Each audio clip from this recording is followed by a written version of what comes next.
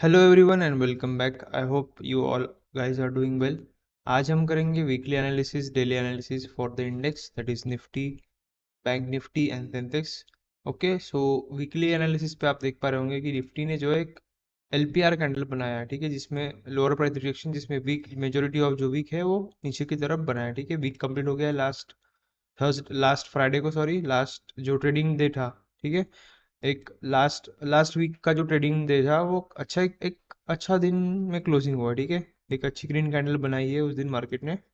And weekly time frame पे आप जैसे देख पा रहे होंगे कि एक रेड कलर की कैंडल बनाया है मार्केट ने। एंड बैंक निफ्टी जो है वो जो प्रीवियस रेजिस्टेंस था, प्रीवियस रेजिस्टेंस को तोड़ के सपोर्ट लिया, रेजिस्टेंस मतलब सपोर्ट की तरफ बिहेव किया। उसके बाद हायर लेवल्स पे जो है बैंक निफ्टी सस्टेन कर रहा है। निफ्टी एंड सेंसेक्स दोनों ऑलमोस्ट सेम तरीके की कैंडल बनाए, देखिए आप। ठीक है, एंड फिन निफ्टी भी जो है वो एक हायर लेवल पे जो है वो सस्टेन करना स्टार्ट कर दिया। ठीक है, आप डेली टाइम फ्रेम पे आप देखोगे तो fin Nifty and bank Nifty, ठीक है, ये एक रेंज में फंस चुके हैं।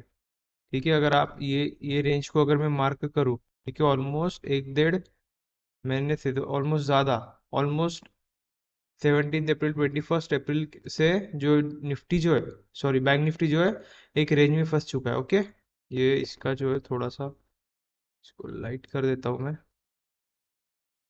यस, ठीक है, ये रेंज में फंस चुके हैं।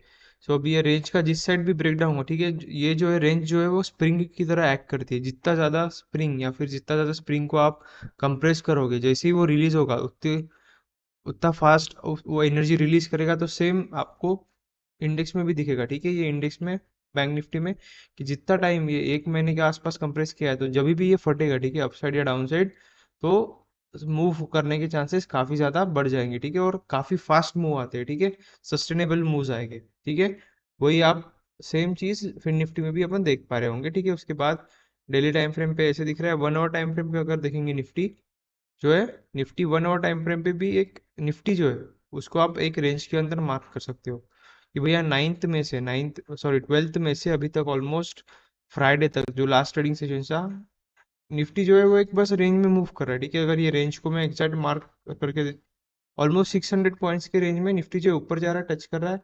एक रेजिस्टेंस बन चुका है यहाँ पे, एक सपोर्ट बन चुका है यहाँ पे। ठीक है, अपन उसको मार्क करेंगे अभी फिलहाल, बस ये आपको दिखाने के लिए मैं बता रहा था। ओके, अब 15 मिनट पे अगर थोड़ा लोअर लेवल, थोड़ा कंप्रेस करके अगर अपन यहाँ पे एनालिसिस करें, तो ये एक लेवल बन जाता है अपने पास निफ्टी के लिए, जहाँ से ये जो गैप है, ठीक है, सो ये एक सपोर्ट की तरह लेवल काम करेगा। उसके बाद निफ्टी के पास ये एक इम्पोर्टेंट लेवल बन जाती है, जहाँ पे जिसे निफ्टी इसको तोड़ नहीं पा रहा है। ठीक है, 24,820 के आसपास जो एक लेवल है, इसको निफ्टी तोड़ नहीं पा रहा है।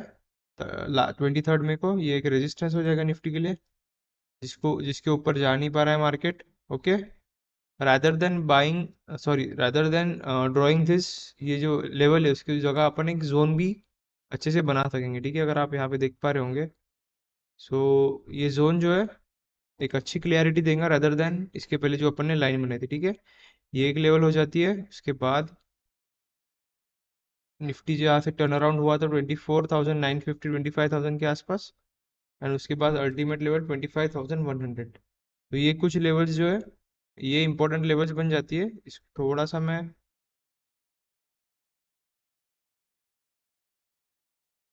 यस, ठीक है, अभी बेटर है।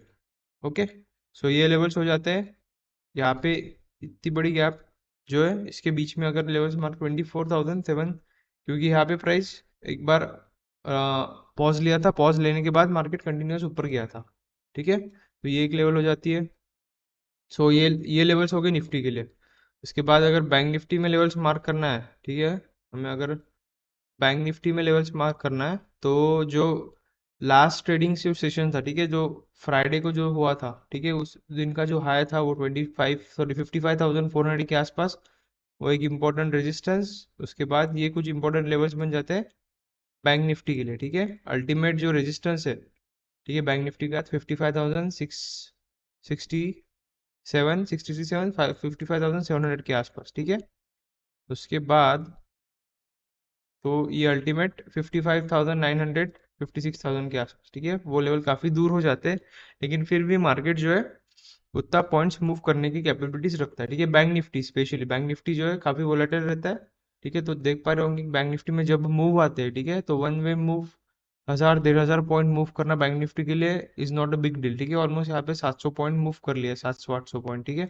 यहाँ पे भी आप अगर मेजर करके देखोगे तो ऑलमोस्ट 1000 पॉइंट 970 पॉइंट प्लस ये मूव करता है बैंक निफ्टी, ठीक है। तो ये लेवल्स हो जाते हैं अपने लिए बैंक निफ्टी के लिए, ओके।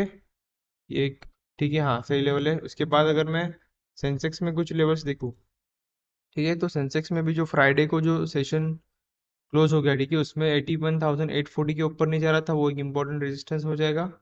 इम्पोर्टेंट सपोर्ट जो 81,600, उसके बाद गैप जो थी, ये गैप तो फिल हो चुकी है, ठीक है। ये गैप फिल कर दिया है मार्केट ने इस दिन लास्ट ट्रेडिंग सेशन में, ओके। देन उसके बाद इम्पोर्टेंट जो सपोर्ट्स थे, ठीक है, इम्पोर्टेंट सपोर्ट जो थे वो टूट चुके हैं सेंसेक्स में। अब वो एक रेजिस्टेंस की तरह बिहेव कर सकते हैं आने वाले टाइम में, ओके। सो ये एक लेवल हो जाएगा सेंसेक्स के लिए, ये एक लेवल, एंड ये अल्टीमेट 82,688, ठीक है, ये लेवल्स हो जाते हैं। एंड सपोर्ट्स की अगर बात करें तो 81,450 के आसपास ये एक सपोर्ट हो जाएगा, वो काफ़ी क्लोज्ड सपोर्ट हो जाते हैं, ठीक है ये। एंड ये लेवल्स हो गए निफ्टी, ये बैंक निफ्टी, एंड ये दिस लेवल फॉर सेंसेक्स, ठीक है। अब अगर अपन फिबोनाची रिट्रेसमेंट अगर मैं ट्राई करता हूँ, ठीक है, फिबोनाची रिट्रेसमेंट एक फिबोनाची जो है एक इंडिकेटर है, ठीक है। इसको अगर मैं देखता हूँ टॉप से बॉटम तक 15th में से, तो अभी जो है अपन, ठीक है, एक मिनट, हाइट ओनली ड्राइंग्स, इसमें एक मिनट, हाइट ड्राइंग्स, ठीक है, यस, ठीक है।